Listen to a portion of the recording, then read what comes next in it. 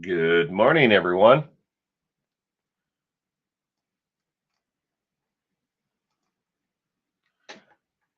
Anyone home? Is there anyone out there? Good morning, Gemma, sorry. Sprinkled Donut, good morning. And thank you for the 25 months of membership to 411 Now, Gemma. Thank you very much. I got several notices of videos and content you've put out, but I have not watched any of them. I haven't been online at all this week. Everything that was released this week was preset to release. I've just been so busy. I haven't even been to my studio. Had way too many other things to do. Sprinkled Donut, good morning.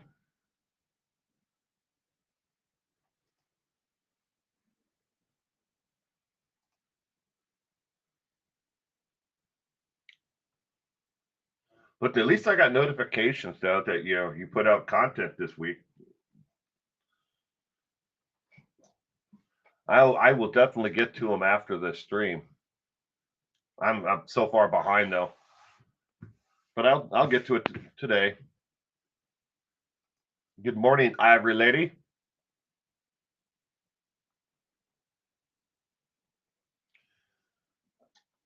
Oh, I will. I've been so busy. I had to take care of so many different things. It was just like it just seemed like it was never going to end. Louise, good morning, Louise. Welcome to this morning's page two news.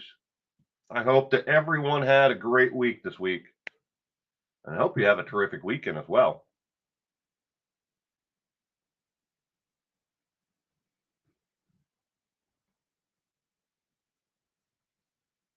Give it a couple more minutes here for people to get the notification and jump on in before we get started here.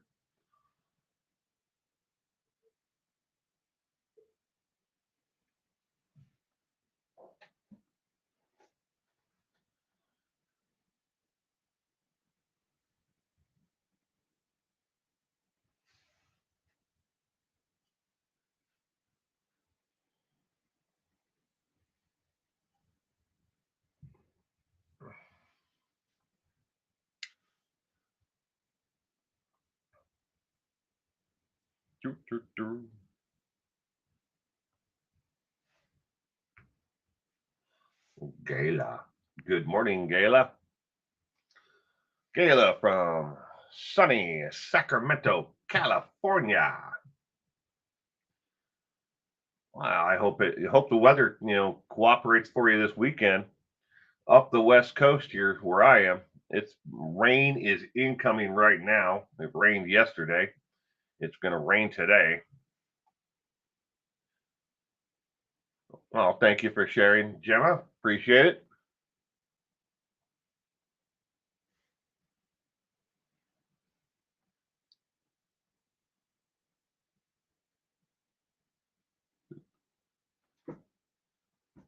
Weird. If I tap my foot on the floor here in one spot, it actually moves, vibrates the camera.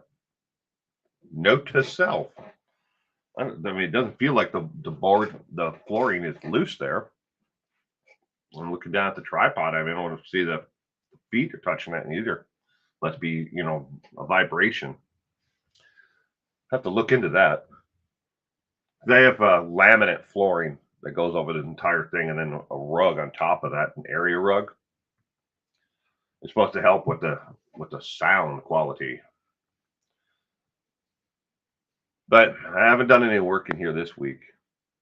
The UK is going through a heat wave, and it's bank holiday weekend, which means most things are not open unless it's essential.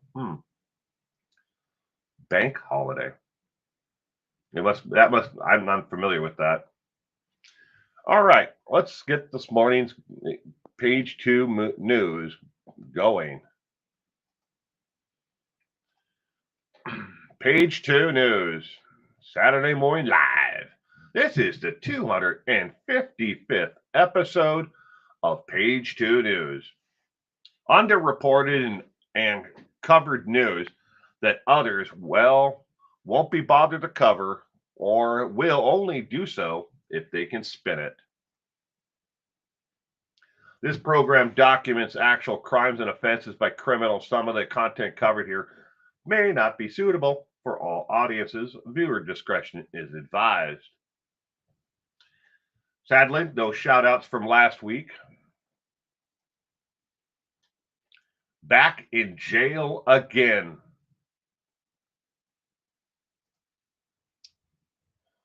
The woman who held Elizabeth Smart captive for 9 months and facilitated her husband's sexual assaults of the teenager has been arrested and charged with violating the conditions of her release. Wanda Brezzi, 79, was taken into custody on the morning of Thursday, May 1st, by Salt Lake City police after it was allegedly discovered that she had been visiting local parks. On at least a dozen occasions over the course of 2 months, she was seen luring young children over to her in the park. All right, I'm going to kind of cover a little bit of the highlights of the actual alleged instances. Now, this is over 24 instances total, but 12 in particular that they are looking at. She was shown and was caught on camera by a nearby business. This is not like a security camera, it's in the actual park itself. She parked her car, walked over to near a playground equipment area where young children from toddlers to 5 to 7 years of age, I can only guess from the video footage that has actually been released, they look about that age. And she's sitting there and she has a drink in her hand, like a tumbler, a thermos cup. And as children are walking by, she starts to talk to them. And then she talks to other children who are actually playing in the playground. And that is where the luring comes from. She's trying to encourage them to come over and talk to her. This is in a direct violation of her release. One, she's not allowed in any public library. She's not allowed anywhere where children under the age of 17 may gather, and that includes city parks and other businesses, amusement parks or anything where children may gather. She's not allowed, and she knows this. But again, she did it anyways. Now, there are over 24 alleged instances, but 12 instances they are looking at. And it's not the same park either. According to the police report, they have her entering and they were notified of her being at least 3 different parks in and around the Salt Lake City area. She hasn't learned.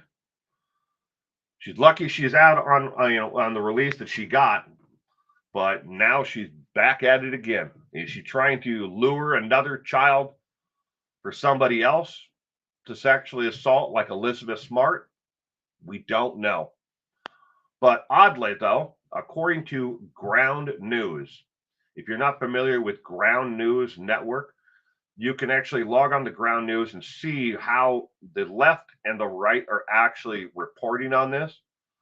The right is reporting on it 40% of it, and they're skewing it more towards the, dumbing it down in the actual title itself, but the articles are pretty much still, factual.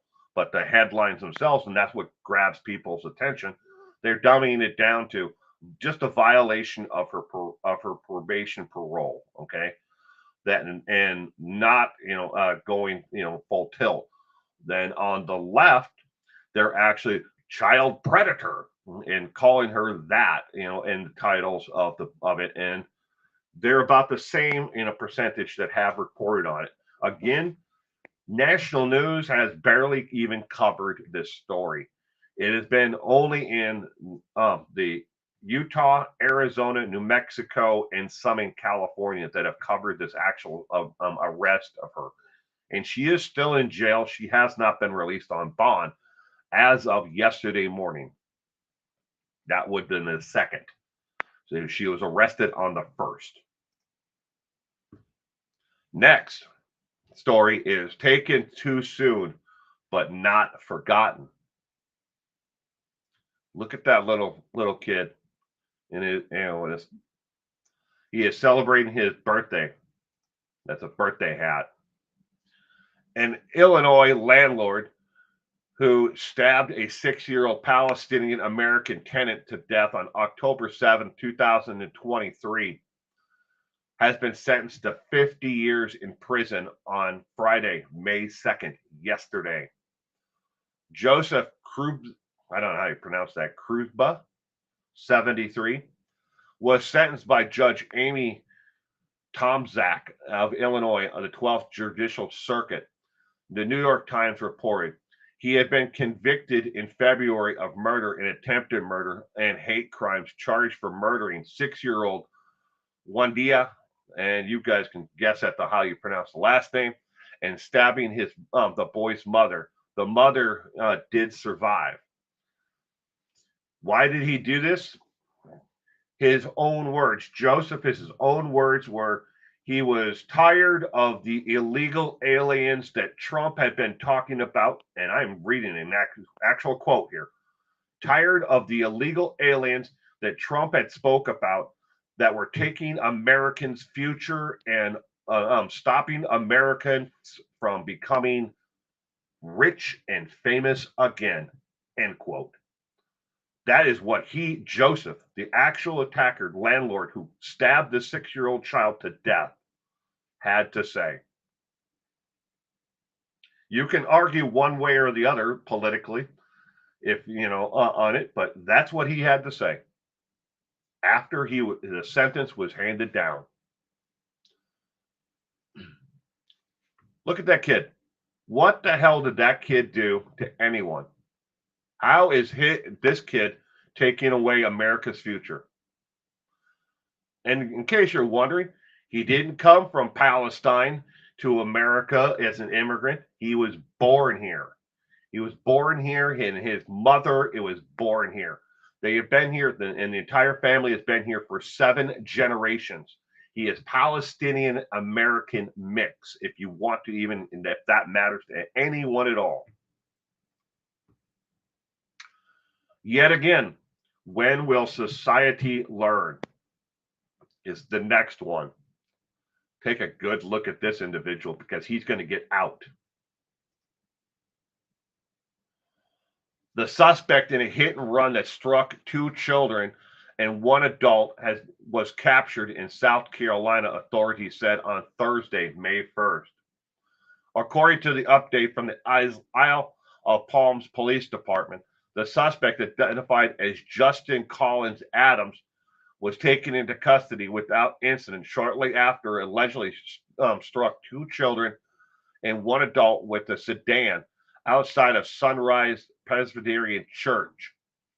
Police found Adams hiding on a boat in the 3200 block of Jasper Boulevard shortly after an advisory notice went out warning residents in the area that he was still at large and possibly armed with a knife, end quote. There's a link there to the People magazine article if you want to read it. It's decent article, but obviously it's kind of like reading the Cliff Notes. Everything from People magazine is a Cliff Notes version. But during the first press conference from the Isle of Palms Police Department, Sergeant Matthew Soren said officers were made aware of an incident after a call came in at 12:48 p.m. involving a wreck with multiple injuries. Adams is said to have fled the scene on foot from the boat dock and was last seen armed with a knife. It was also noted that there was no altercation before the incident. They have not released video footage of the incident, but according to one bystander who was not involved, he pulled his vehicle up, a sedan, and directly rammed all 3 of them, 2 children and 1 adult, A third child was treated at the scene and was released to their parent after the incident. They did not need medical attention, but the two children and one adult did go to the hospital and were treated and are in satisfactory condition or have now since been released overnight. Again, this happened on May 1st. Release to offend again, again, and again. 16-year-old girl missing since December of 2024 has been found alive in a sex offender's house. Police have confirmed that the Fort Collins, Colorado Police Cyber Crimes Unit in Colorado confirmed they arrested Maximilian, whatever how you pronounce that last name, age 44, on April 18th after receiving a tip from a Missouri Cyber Crimes Task Force detective regarding a possible kidnapping, per the April 24th release shared on Facebook. And again, the Cliff Notes version of the story from People magazine. More information on this story has come out since the initial press release of this story. And I'll go back so you can take a good look at the man's face. This man has been convicted of being a sexual predator not once, not twice, not three times. This will be his fourth arrest and conviction if he's convicted of this crime. Again, this was a 16-year-old girl who was lured from Missouri and out of her home. He rented a car and picked her up and drove her back to Fort Collins, Colorado. The man, Maximilian, lives kind of on and off the grid in the Fort Collins area. He is an avid worshiper of a pagan god, if you will. I don't know people who worship, and are pagan, but he worships a man that he says is the reincarnation of Thor. Yes.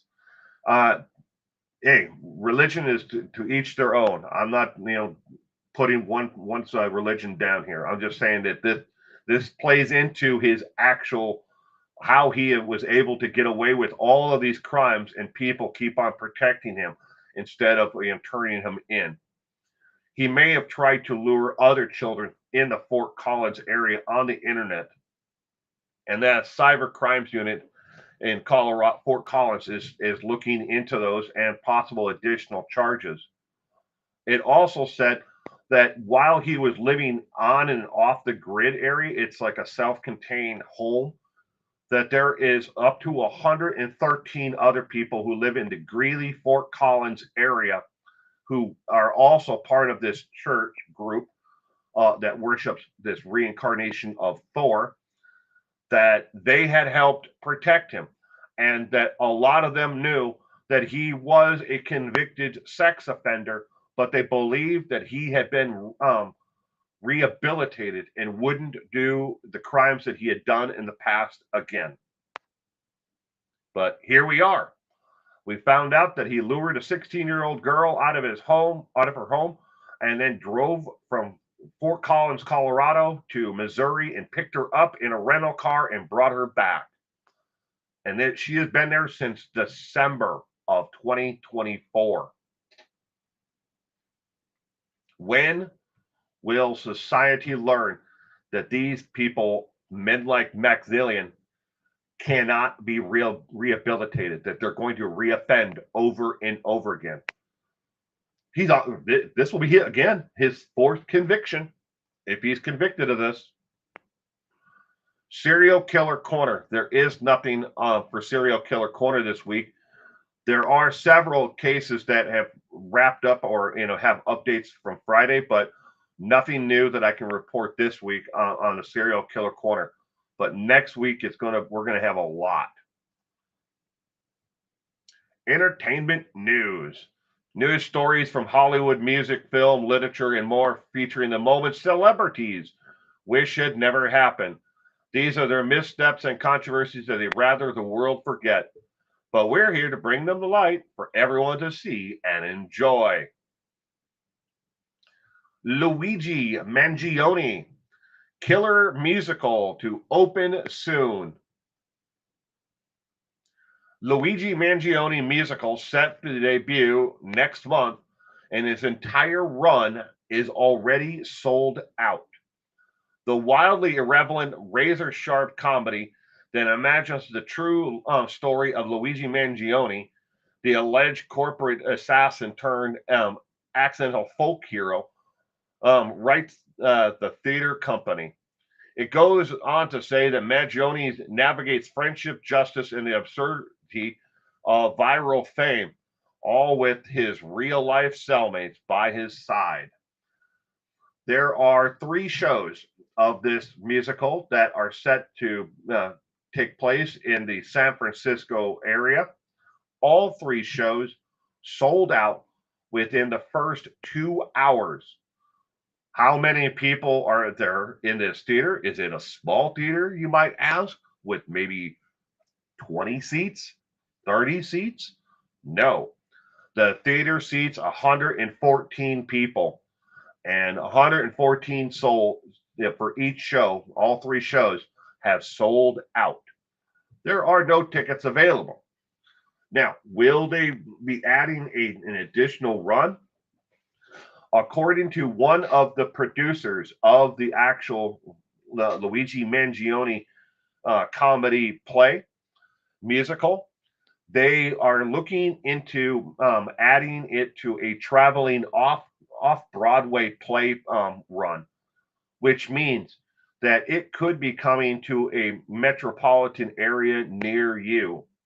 If they're able to, they would hit major metropolitan areas like Dallas, Seattle, Boston, New York. Those are major metropolitan areas, and the play would, if they are able to actually put this forward.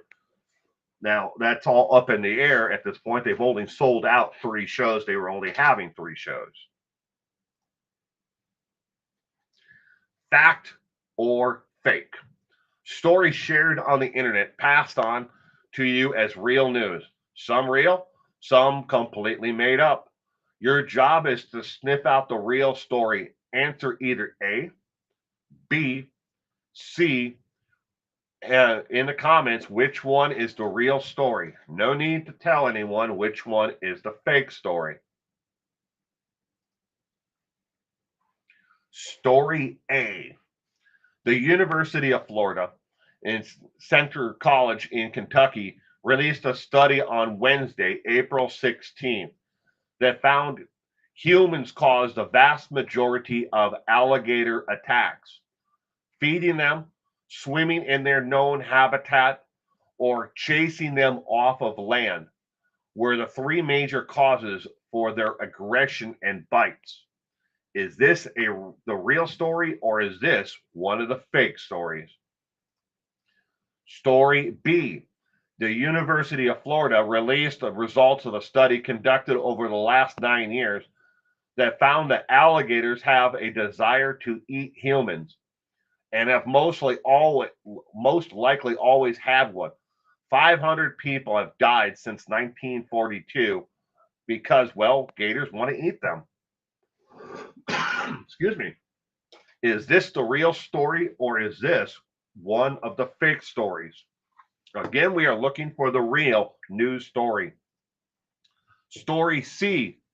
The University of Kentucky released a study on Wednesday, April 16th, that found humans are at fault for 97.5% of all known dog attacks and bites. That if humans would just leave dogs alone, they wouldn't bite and would just sit down and eat Scooby snacks. Puff, puff, pass. Which one is the real story? A, B, or C? I'll give you a couple of minutes to think about which one is the real story, A, B, or C.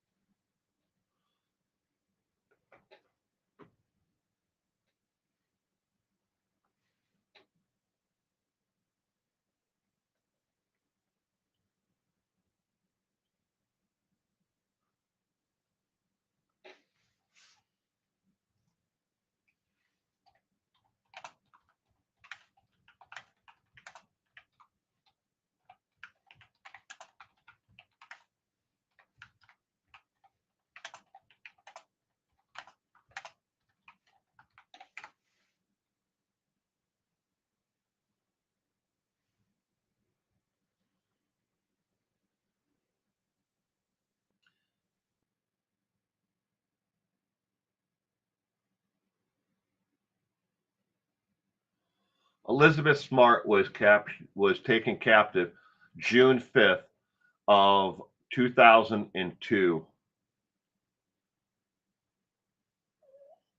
I'm looking to see how long she has been, that Wanda Brazzi has been out of prison to answer your story, answer your question. Sorry. While everyone thinks about which one of the stories is real, A, B, or C. Brazzi was serving a 15-year sentence when the Board of Pardons and Parole unexpectedly credited her for time served, according to CNN. Uh, Again, Brazzi's lawyer said that she knew full well, according to CNN. I'm reading a CNN's article, that she was not allowed to have interaction with anyone under the age of 17, and that she made it. And then this is what it says: she made a mental slip by interacting with children in a park, and that she may not have been aware that the area that she was in was restricted by the Board of Pardons and Parole.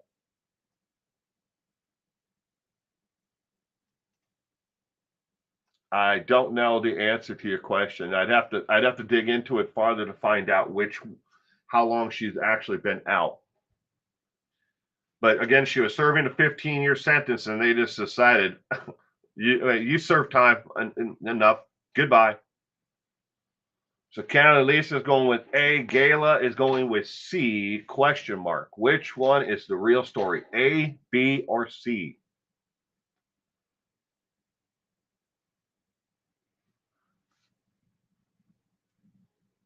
All right. The real one is this week is story A, about alligators. The story about alligators, that a vast majority of all alligator attacks, or however it was actually worded, are because of what people are doing, chasing them off of land where they're actually resting or can be found, swimming in their known habitat, or feeding them. And you might remember a week ago, I shared the story about an alligator that a housing community had become familiar with, best way to say it, and had died, recently. And they went and had a candlelight vigil for an alligator, and then threw chicken and other cuts of meat into the swamp, trying to attract another alligator so it could be kind of like their pet that everyone there had. Forget anybody who had a dog or a cat or a child. Let's attract another alligator to our apartment complex. That happened. And of course, it happened in Florida.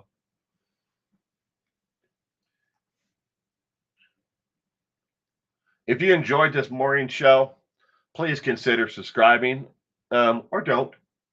If you want to see, I want to see you come back, for more, to be here again. Yeah. If I did poorly at this, give it a thumbs down and a frowny face. The interaction is what I'm looking for in constructive criticism. This week's trivia tomorrow night, Sunday night, is institutional knowledge trivia.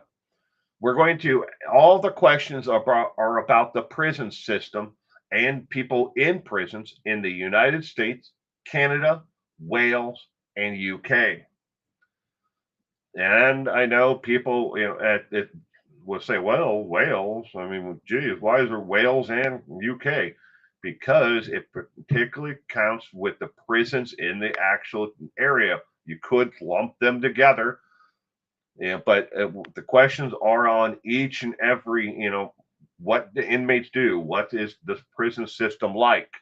But the trivia is institutional knowledge.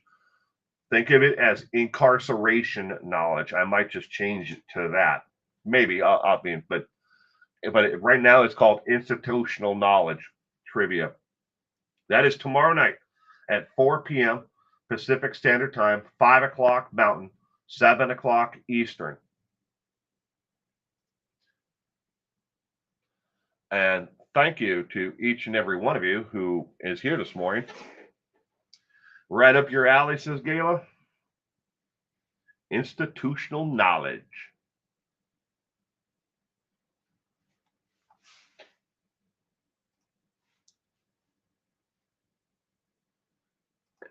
Yep. Gemma is definitely in the UK. So maybe you'll learn something new about the prisoners behind bars in the UK. I mean, it's only 20 questions, and obviously it's the United States, Canada, Wales, and the UK. So it's a little bit of mix.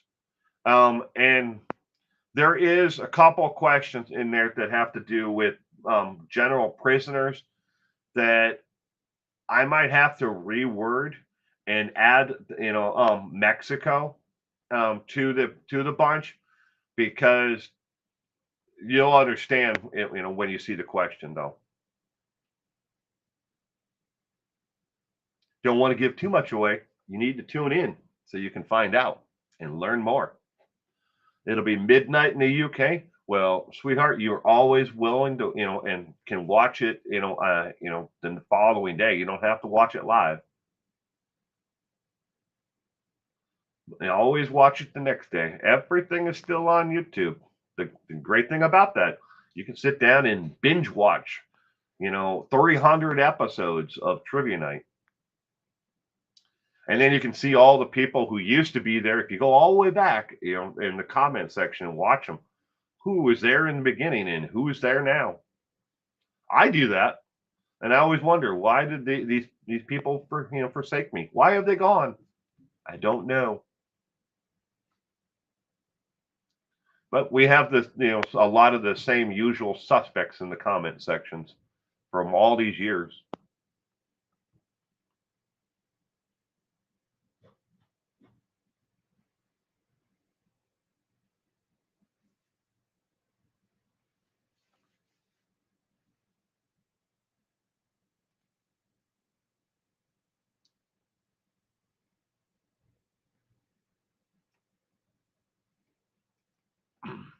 So to answer your question, Kylie Lisa, I'm going to find out how long she's been out and the total restrictions that were placed upon her release from the parole pardons department.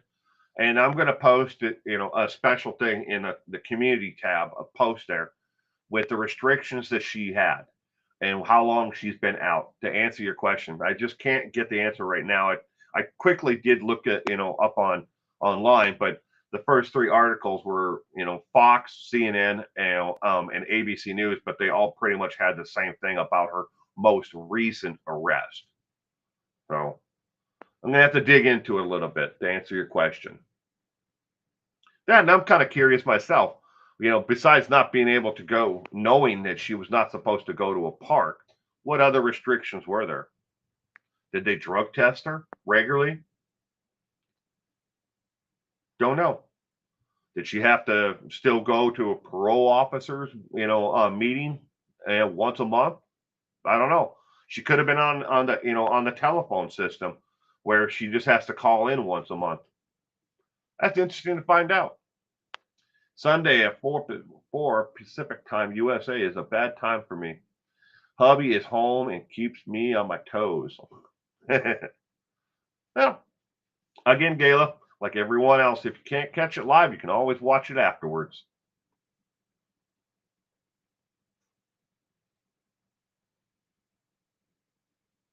Oh, thank you, Gemma. I appreciate that. But take care of yourself. Do what you need to do. If you get tired, great. Go to bed. Sleep. There's always going to be another trivia night, another Saturday morning stream. They're always going to be there. I have no intention of ever ending them, even though, it's not the most, profitable, content that I make. But I do it anyways because I enjoy it. Not everything has to be about the money. And that's what I keep on telling people, especially, newer channels from people who are just starting out. You can't, you go to McDonald's and you buy, a meal at McDonald's.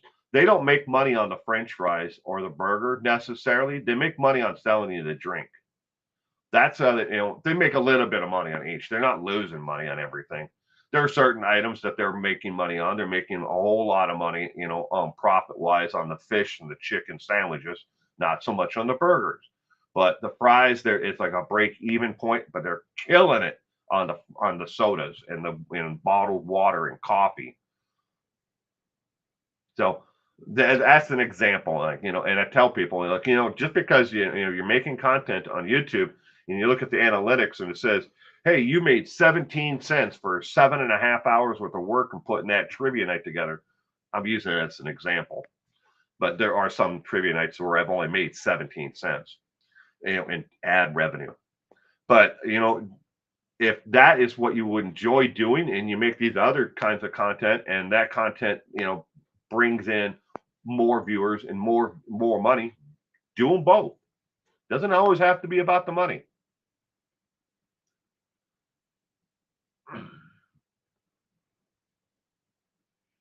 Well, good, Gayla. I hope you can. Seclusion works. Just stopping in before you return to work. Well, I hope you have a wonderful day today, Seclusion Works. And thank you for stopping by this morning.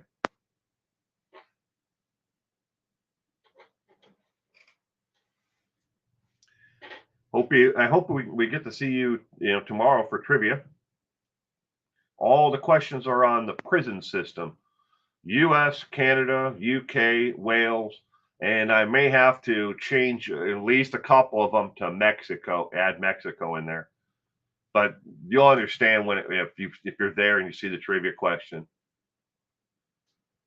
But even though it's all done, I every week I do the same thing. Before I actually do the trivia night, I go through the questions and I check them versus my notes, one question at a time, because I have notes and research on every one of these. It's not just a question itself, and I write them out in paper, like this, and then I actually print them out, and then I do the actual, trivia night itself. I'm expecting the new data from Cambridge. Ooh.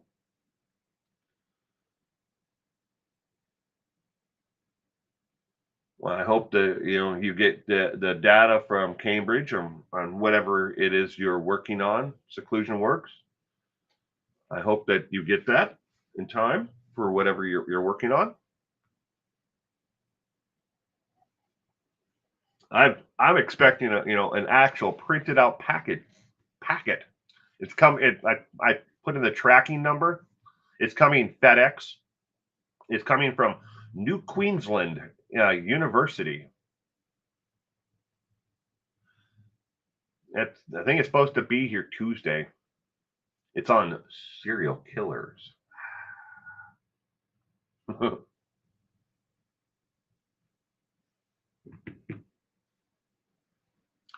Will, are you planning on covering Donna Alderson and Brian Kohlberg's trial? Brian Kohlberg, maybe. Donna, no.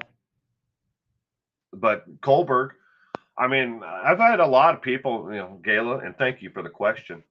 I've had a lot of people who have asked me why I'm not covering, the Brian Kohlberg case. I'm 75 miles from Moscow, Idaho, where the crime actually occurred. That's how far I am from actual where it took place. 75 miles. It's even shorter if you take the county road. You could shave another 10 miles or so off of that. But it's one road, and then there's no dividing line for it. So it's just like you never know if you're going to come up upon a piece of farm equipment that's doing like 10 miles an hour. So, and if so, there's no way to go around it. There's no passing lanes where they can pull over and you can pass them. But anyways, I digress. But why I haven't covered it, I don't know.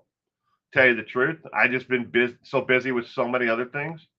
I've done some coverage of it, but I know the trial's not happening in Moscow. It's been moved, but should I do it? It's something I will definitely look into and consider. I mean, I could, I know both of the cities like the back of my hand.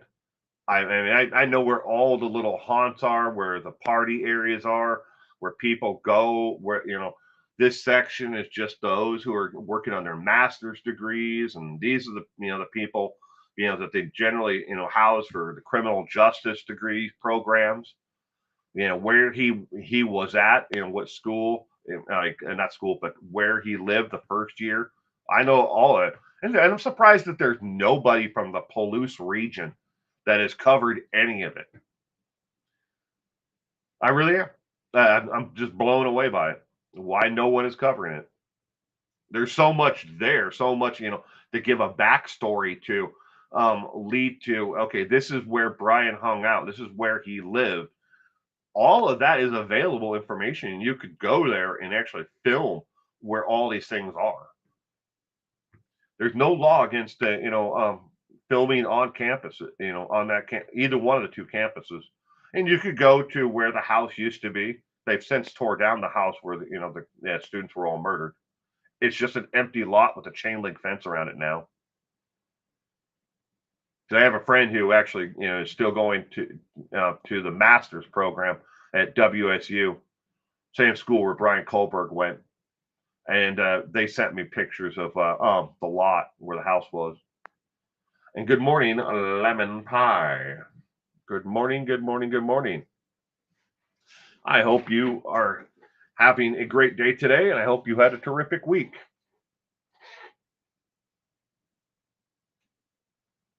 Also waiting to see if they're going to indict Wendy and her dad also. Callie Lisa's handing out tardy slips. Do they still do those tardy slips? Tardy slips and bathroom passes. No running in the hallway. I think that's all probably like, something that they don't do anymore, or at least not in a large majority like they did when we were growing up. I don't even know if they have detention anymore in school. I know they don't in my son's school or when my daughter went to high school. I know they don't have detention classes there.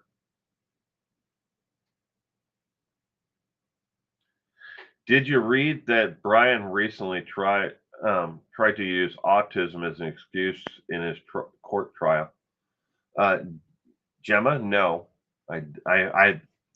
Sadly, I have not been following, the Brian Kohlberg case. I just had way too many other things that I've been following and doing. And like I said, a lot of people have asked me, to cover it because I'm in the pretty much the area, and I know of other people who are even closer. I mean, if you know anything about the area, the Palouse area where WSU is and Moscow, University of Idaho is. That's the Palouse region. If you know anything about it, give you a little bit of background on it. More lentil peas are grown in the Palouse region than anywhere else in the United States. Lentils.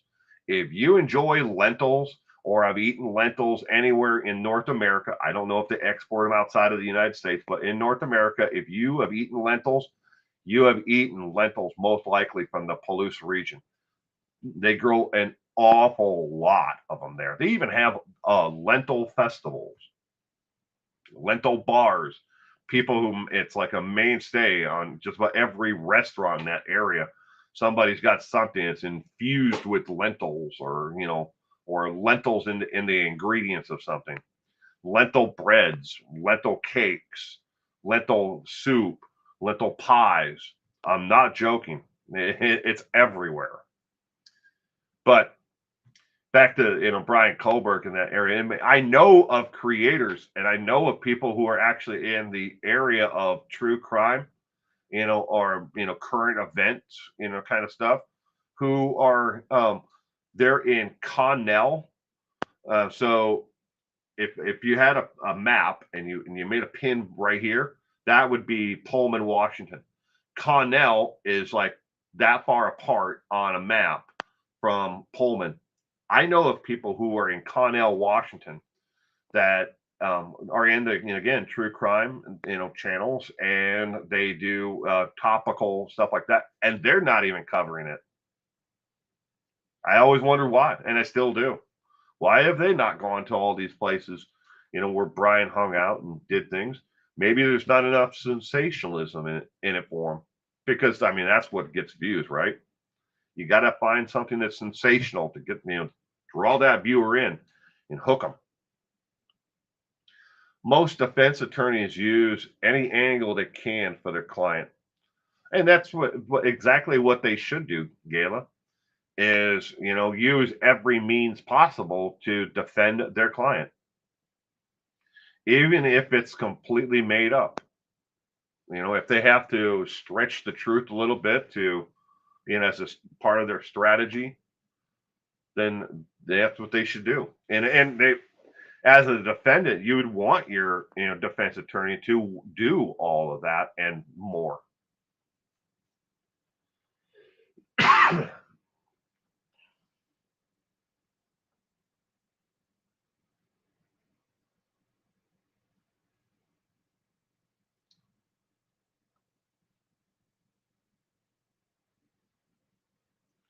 Would like to see a video on Kohlberg using autism for his defense.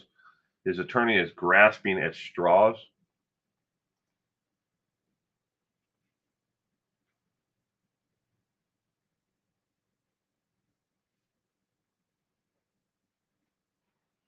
Yeah, I mean I've seen a lot worse, and I've read of a lot worse of like defenses that have been brought up. I mean, we know of the a certain individual who said his neighbor's demon dog made him do his criminal acts. You know, we've heard of the Chad Daybell defense that he could tell if somebody had a dark spirit, and that is why JJ and Ty Lee had to die.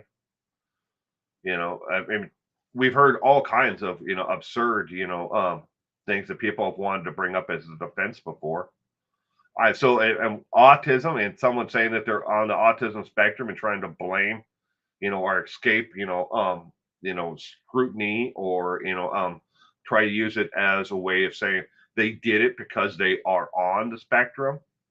I mean, I'm not surprised that it's not used more. In the state of Texas, you have, as a legal defense, you have no contest, you have guilty, you have not guilty, and then you have the legal defense of he needed killing. In the state of Texas, you can legally file one of those four as a reason for as a defense, or obviously guilty is not much of a defense, but you can file one of those four. In the state of Texas, though, you can't necessarily file that you are incompetent, mentally incompetent. You have to file one of those first, and then file that you are mentally incompetent. You're listening. Seclusion Works is listening to me gab while working.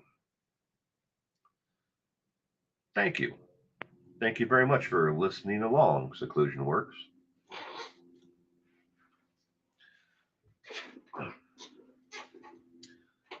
It's never okay to use autism to try and get away with a crime. It's unacceptable unless there is a diagnosis already, but most of the time there is not, says Gemma. I agree. It's like anything else. I mean, people will use it. Let's just not, use autism for example. All right.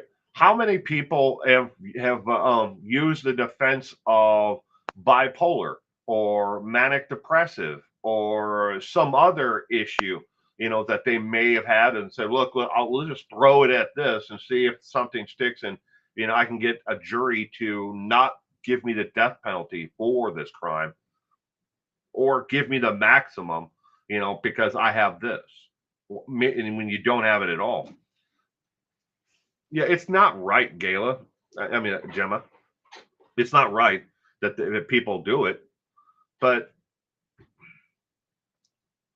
I know I see people who I know are perfectly, normal, who are they have come up with the idea of like, hey, I'm just tired of working. I'm going to file for disability, so I get a free check in the mail, and I'm just going to tell them that I'm autistic or whatever. They make up bullshit things. I know a lady who purposely, has never worked a day in her life, and she has been sucking on the tit of society, her entire adult life, and she has come up with one thing after another, after another, after another, and as they shoot them down, she just works through to another one.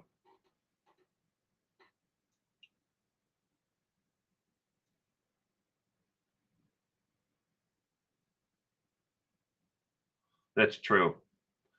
And then at the same time, Gemma, as people use it as a defense, it takes away from those who really work towards an understanding of what someone is going through if they're on the spectrum.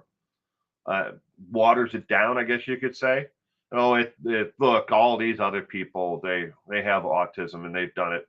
Then when they're not paying attention to what the barriers other people have. An example, like my son.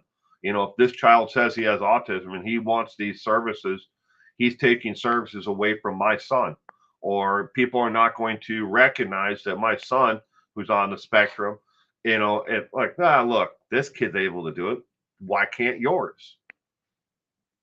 It's wrong. Yeah, I get that. Wendy drove. Callie Elisa says Wendy drove Dan, neighbor, right to the after the shooting. She for sure knew.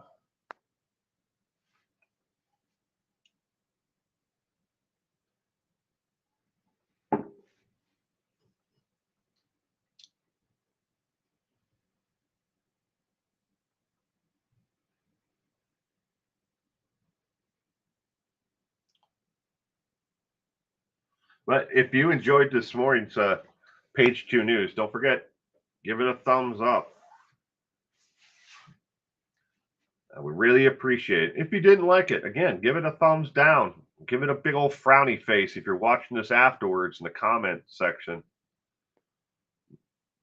You don't have to leave any more than a comment than that. Just give it a frowny face saying,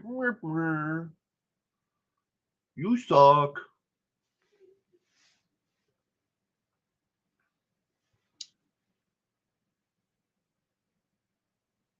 Because every interaction, thumbs up, comment live, comment afterwards, helps. That's just a tiny bit. Help the algorithm understand that people like it and suggest it out to others. Want to grow the community, not make it smaller. Wendy lied on the stand driving to the crime scene.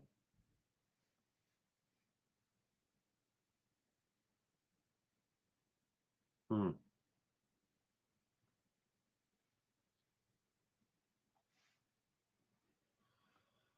You're incredible, Will. Thank you, Gemma. I appreciate it. I do the best that I can with my abilities. I have to get better at editing, and I definitely need to get better at adding and making the thumbnails better.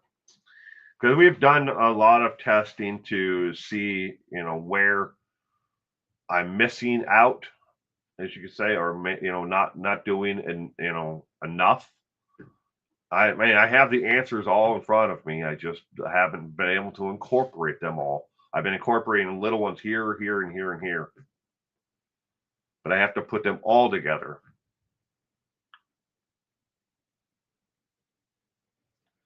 Thank you. And I would hope that everyone could be themselves here.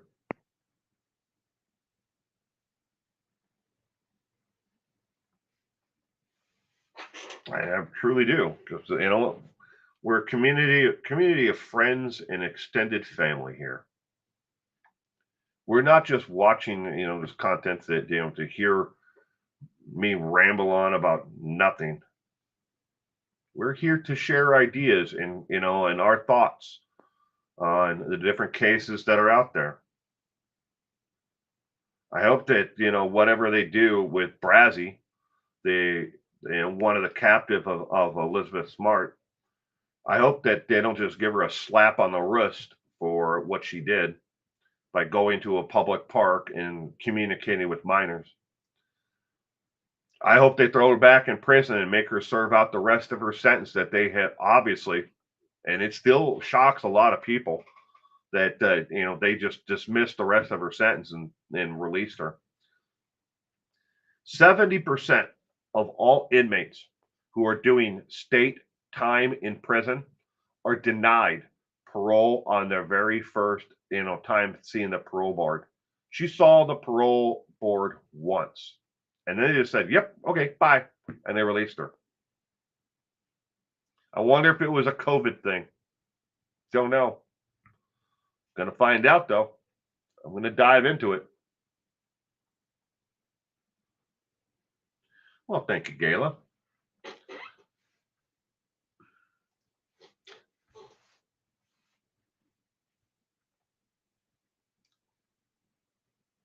That I subscribe to.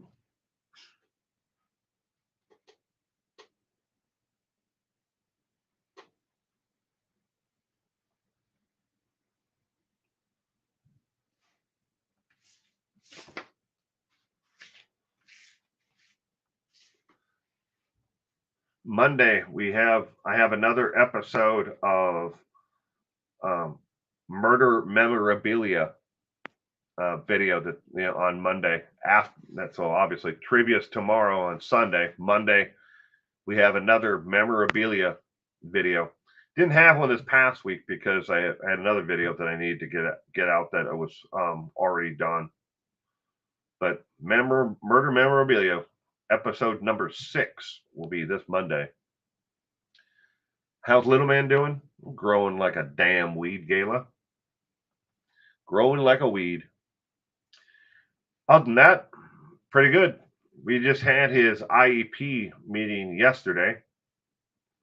Of all the millions of things that I had to do, I had to stop and then go to that IEP meeting, which is individual progress outline, where they go over goals for math, reading, comprehension, social interactions, and stuff like that. They break it down and like these are the goals and where he is versus compared to other kids, not only on the spectrum but other kids who are not in the spectrum.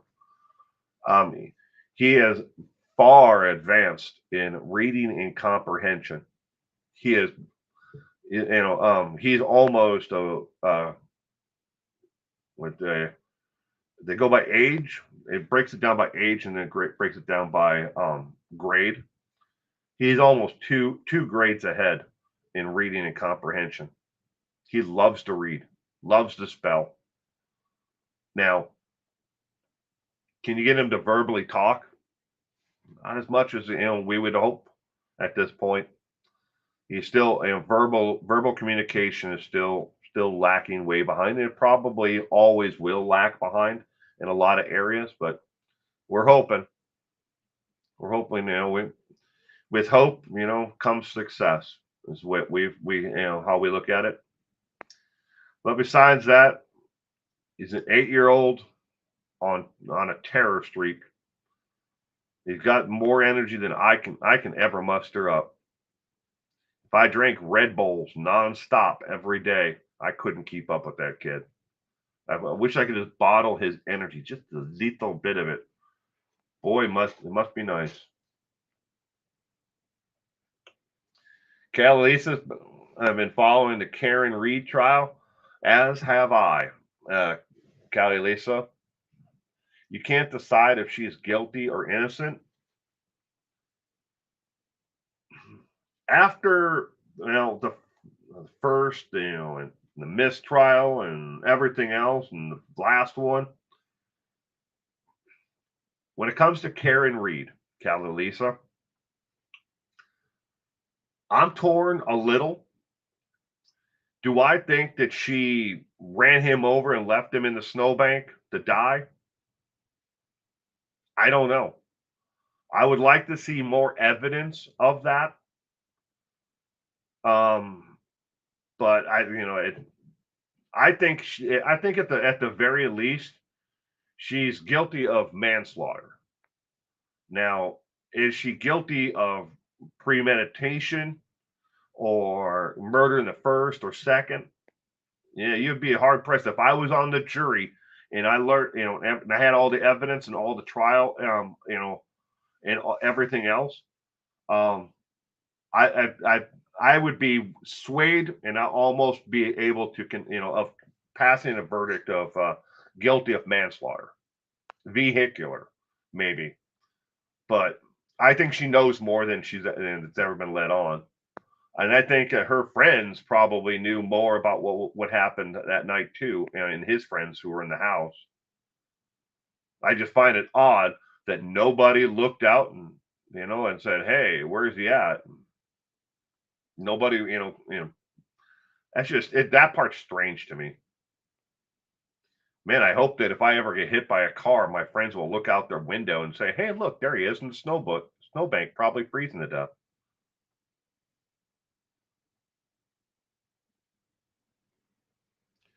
It's called social battery that I experience.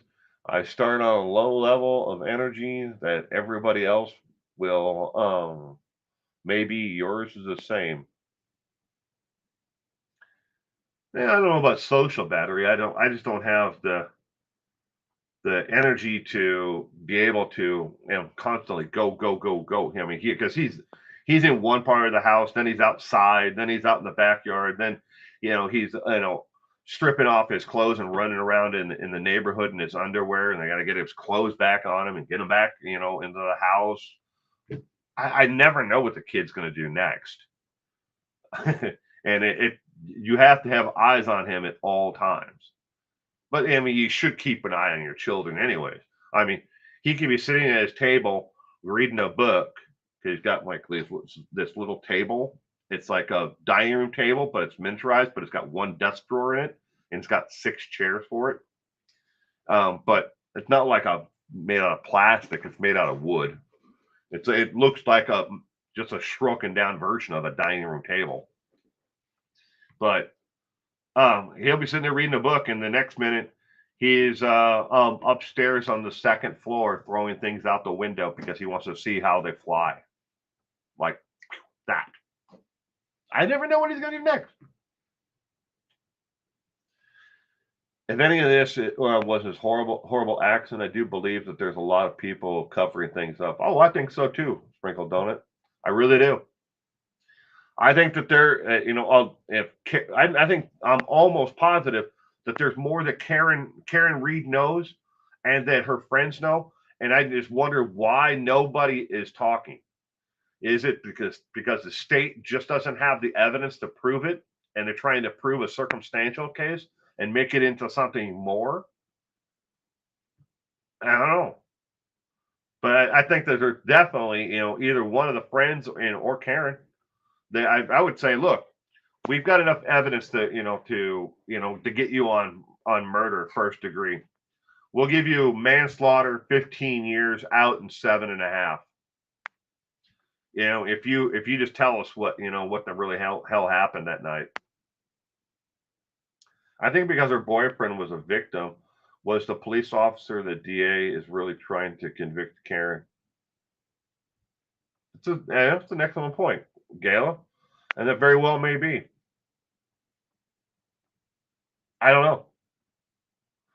Callie at least he keeps on his underwear, right?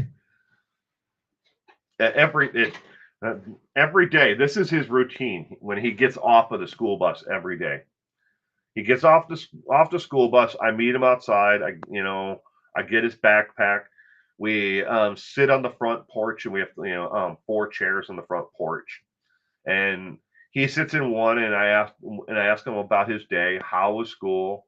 What was his favorite part? trying to encourage the verbal communication, as what we're doing and why we do it. And besides we care. I mean, but we're trying to verbally communicate and get him to kind of work himself out of that, his um safe or familiar place, and then we go in the house and I go through his backpack and his folder. And while I'm doing that, he's about 10 feet from me stripping naked. He'll strip down to absolutely nothing. And I'm like, no, you have to keep on your underwear and shirt or something, shorts, whatever the hell you're wearing. You have to keep on something. You can't just run around the house naked anymore. That's where we're at in life with him right now. And then he'll either grab a book off of his bookshelf and sit down if he doesn't have a library book, and he'll read for a while, and then he'll play on his Nintendo Switch, or work on a video that he has while he has like an after school snack. I make him my version of a Lunchable, but because I've bought a bunch of Lunchables, I put this in a video. And I don't know why more parents don't do this, because this is so much cheaper than anything else. Buy the stupid Lunchable things. You peel the top off it and then just wash them out, and then you can make it. Add your own little things to the Lunchable later on. Sometimes I put little animal crackers in there and some goldfish and lunch meat, cut up, or I'll pre-cook bacon and cut in the strips about that big and put it in there along with cheese. But when we do that for about an hour or so, and then it's usually time for me to make dinner. And then after we have dinner, he normally likes to play. Normally, he plays the drums. He's got a full drum set in our living room. Uh, Best gift ever is what I call it. It's a 13-piece drum set. Everything is just like a professional drummer in a band would have. It's just it's a junior set is what they call it. But he's got 8 cymbals, and he's got all the drums and everything else. But he's getting bigger, and because he doesn't stop growing. I'm going to have to eventually upgrade him to a full size adult set. But he plays the drums for a little bit, and then it's time to, we call it quiet down period, where we try to settle him down before the night gets over with. And then once we get him settled down, I then come back here to work. Do you try to get him to read out loud? Yes, Kelly Lisa, but he doesn't like to do that. He'll read, and then he likes to write. His penmanship has gotten really good, but he only understands half of the words. I'd say probably about 50%. Yeah, that's probably about right. He can do cursive, because we have been working with him to learn cursive, even though the school system does not encourage or teach cursive anymore. I'm like, you got to learn how to sign your name. I don't care what the school system wants to do. I mean, you have to sign your name, not print your name, spell it out. But I want an actual, cursive, and so he can actually sign his name. He had to sign the thing for the passport, which is, he has the passport and the ID card. We got both of them for him, and for the ID card, I think it was, he had to actually sign. They wouldn't allow. Federal government doesn't. They won't give you the money to teach your kids how to do cursive, but they require it on legal documents like the passport card. But yeah, we try to encourage him to read out loud. He doesn't want to. Sometimes he'll do it at night. Other times he just likes to sit and read by himself, and he might read out parts of it to out loud. But it's a work in progress. And I mean, just like any other kid, it's a work in progress. None of them come with an instruction manual. None of them have a simple, this is how you do it, this is how you raise them. None of them. And he's vastly different from his sister. But, ladies and gentlemen, I'm going to wrap up this morning's page 2. I want to thank everyone again for being here this morning, hanging out with me for page 2 news. Don't forget, tomorrow night, trivia night, where it's all on. The questions are about the prison system, incarceration. But that trivia night is at 4 p.m. Pacific Standard Time, and 5 o'clock Mountain, 7 o'clock Eastern, midnight in the UK. So, and I hope to see you all there.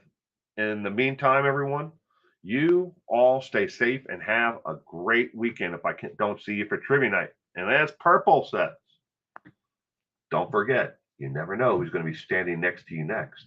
And you never know who's going to be knocking at your door. Bye.